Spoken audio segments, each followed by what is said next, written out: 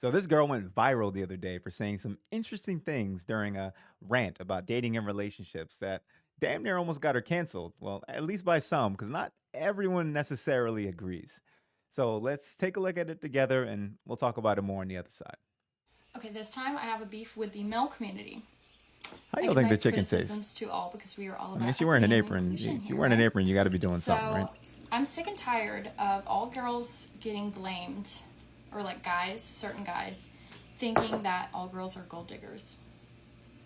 I don't know if it's because you get your information from those street interviews in like Miami at 3 a.m. outside of a nightclub. You're getting the opinion of some dumb whores and immigrants fresh off the boat looking for a green card. Yes, they are probably gold diggers, but that's the exception. I'm the rule. Everybody I know who's married right now, they're married to broke ass niggas. All And right, they don't well, care. We I'm going to end the video right there because apparently that's what everyone else did. I mean, right after she called dudes broke ass niggas. no one cared about the broader point she was trying to make in reference to dating. Because again, I mean, it's quite obvious. She's a white girl in an apron calling dudes. Broke ass niggas. So yeah, lots to unpack here. Now I'm going to go slightly into the weeds a bit on this one, but if you want the TLDR on what my thoughts are on this, I do not care about the fact that she just said the N-word because context matters. And I do not think in any way, shape, or form was there a racial undertone, overtone, or any tone to what she was saying. But if you care to stick around, let me tell you why. Now, look, obviously, she broke one of the rules outlined in our culture. If you're anything but black, you aren't allowed to say the N word, right?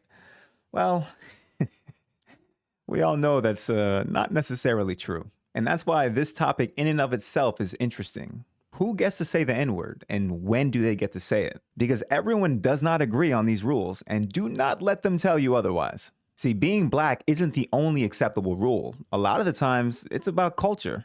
What culture you grew up in, what culture you're heavily immersed in, or what culture you identify with. Like, no one cares if you're Latino and you say it. Or no one cares if you're a certain kind of Asian dude and you grew up around a lot of black people. People don't even care if you have the same skin complexion as the girl, but you come from a black family, and so you identify as black. It is absolutely not clear.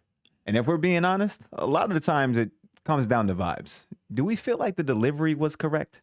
Do we like the person who's saying it? Do we know the person who's saying it? Do we feel comfortable with them after they just said it? And interestingly enough, most people aren't even consistent when applying these rules. And why is that? Because context matters. Context always matters. And in my view, it's the only true rule.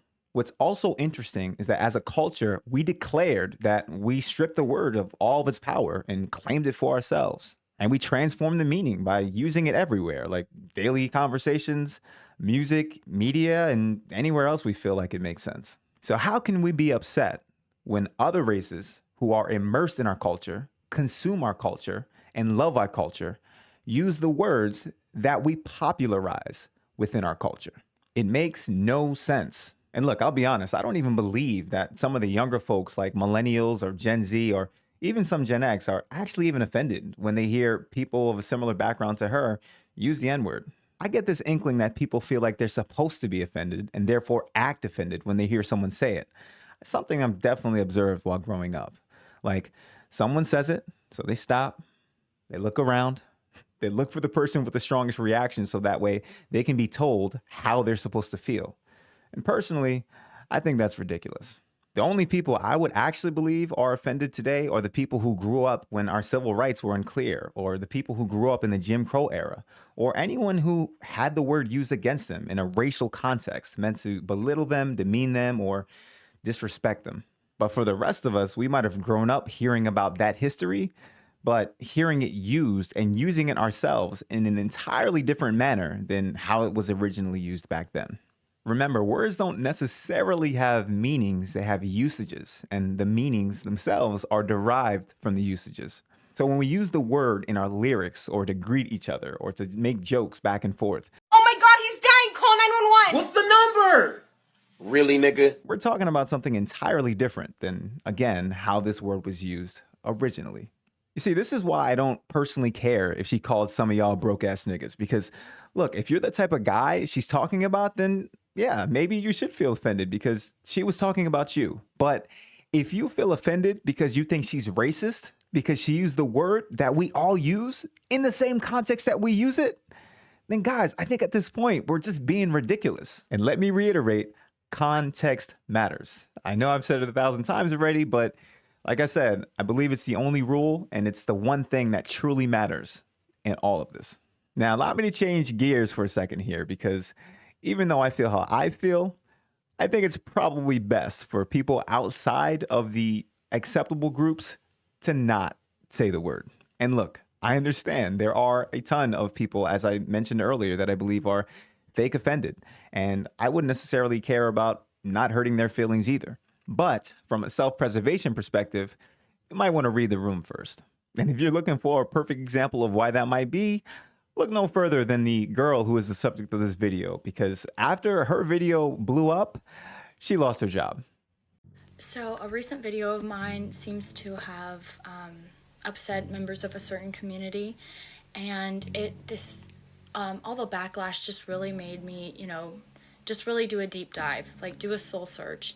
And after all that, I still couldn't find a care. And we all know she really meant to say, Remember it. Write it down. Take a picture. I don't give a fuck. so we know that she at least understands that there's certain times to be considerate with the language we use.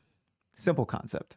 And look, guys, a lot of us like to say, oh, well, it's free speech and we should be able to say whatever we want. But guys, understand that that right is really only protected when it comes to the US government. And there's even limitations on that. You don't get those protections when it comes to private businesses or the people you will encounter in your everyday life. Remember, you have a right to say whatever you want to say, but you don't have a right to be protected from the consequences of those words. Anyways, that's my perspective. What's yours? Let me know in the comments down below. Like the video if you haven't already, and subscribe, as I got much more content like this on the way. And guys, I think I need to get going because I need to warm up a bit. After defending this girl, I likely have a 1v1 with Dr. Umar in the parking lot. I beg your pardon. I beg your pardon. So until next time, YouTube, peace.